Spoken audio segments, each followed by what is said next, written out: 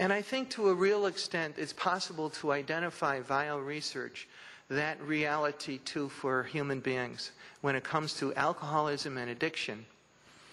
It's my understanding, after the years I've been in this field, that most people are addicted to something.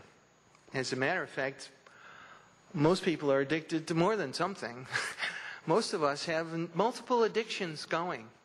Okay? Some of them are somewhat banal, and we can get beyond them.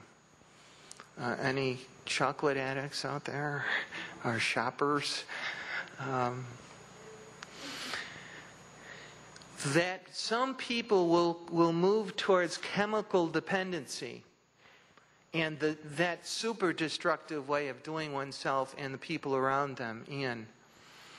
That needs exploring, along with what is it in human beings that lead us to and encourage us to be addicted. And how must we live our lives in a more full, more rich way that will help us to get beyond our addictions and help us to get beyond our alcoholism. Clearly, that process takes place in treatment and recovery. Alcoholics are going to have really good lives in order to stay sober. That's the bad news I give them. Sorry, you got to have a good life. You got to learn how to do that. You got to learn how to grow up, and so on and so forth. I'm also going to intuitively guess that growing up and maturing has a lot to do with alcoholism. I've not met an alcoholic who doesn't need to grow up. One I met she was 93 years old, and we were asking her to stay longer in treatment. And we had this special meeting to try to get her to stay longer. And she finally looked at me after this sort of urging that we were doing, and she said to me, I think you're trying to suggest that I need to grow up. And I could have hugged her right then and there and kissed her, because yes, as a 93-year-old woman, yes, if you have that capacity to still grow, then you have that capacity to recover beyond this disease. I really believe that alcoholism and addiction, but let me give you a couple more instances, and then I'll go back to that and end up. Some things that have changed in treatment and understanding that research has really helped us with already. One good example is the relationship of nicotine addiction and alcohol addiction. When I got sober, the idea was, don't try and give up alcohol and smoking at the same time. It's too much, okay? And when I was going to AA meetings early on, you didn't have to bring your own cigarette. There was so much smoke in the rooms, it was unbelievable. We alcoholics were really into nicotine as well. The research has shown that, as a matter of fact, people who stop smoking and drinking at the same time have a better chance of recovery from both. That it's indeed doable to do that, especially if you can get into an atmosphere of non-smoking, such as treatment and now AA meetings, etc., all non-smoking. But that whole shift from don't give this up for now and continue smoking indefinitely. I was 12 years more smoking after I stopped drinking because of that. People stay off both easier and better because they stopped at the same time. The research showed that. We didn't know it.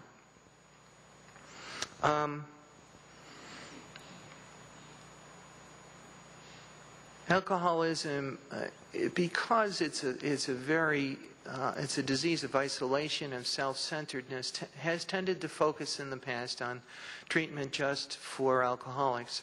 But most of you who have any relationship to alcohol at all today know that families are very much included in very many different ways. There's as much destruction that goes on in family members by reason of alcoholism as the person who's drinking and using. Many of us were raised in families where alcoholism was present. We bring that wound with us into our relationships.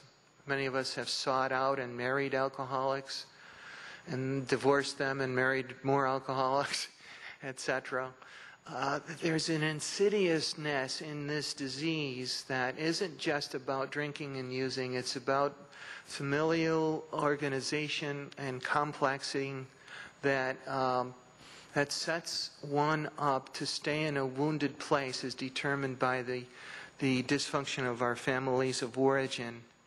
We need a lot more understanding of that.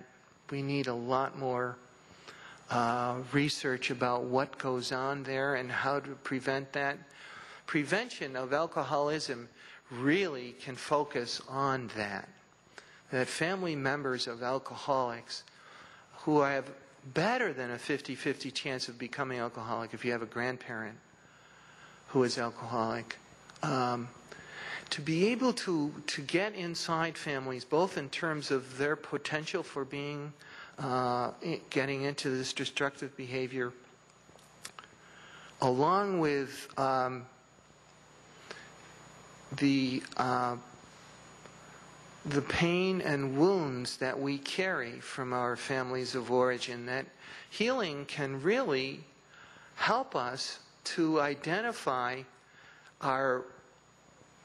what sets us off towards becoming addicted, and how we can heal from that in such a way that even if we have the gene, even if we are predisposed to this chemical dependency, we can head that off.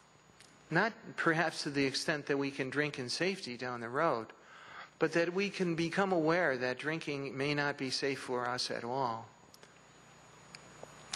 I also want to indicate to you that research in alcoholism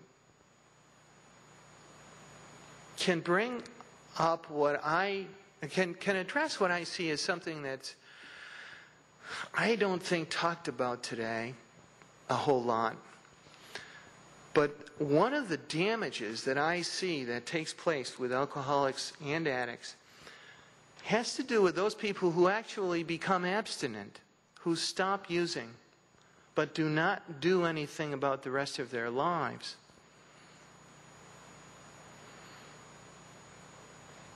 It's my sense that these people can be as toxic and destructive to themselves and the people around us and as those who continue to drink and use.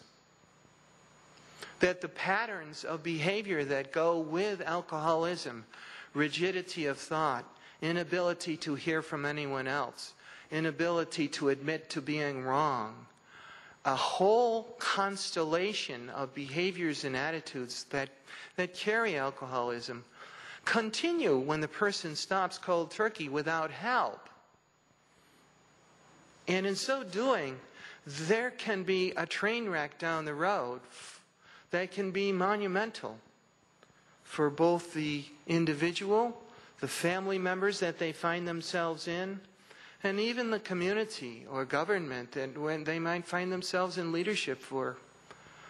So I really want to go back to my original metaphor, my original thought that throwing a pebble into the pond to begin to understand the impact of alcoholism and how and what to do about it can have a ripple effect, the likes of which can turn, at the risk of being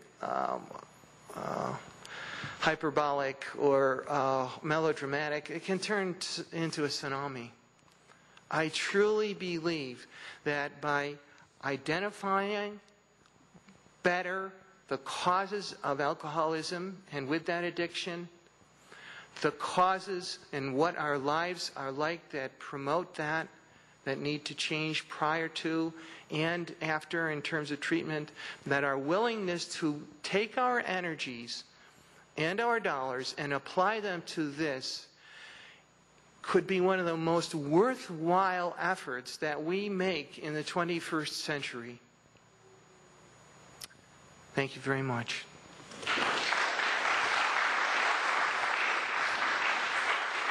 Thank you very much, Alan.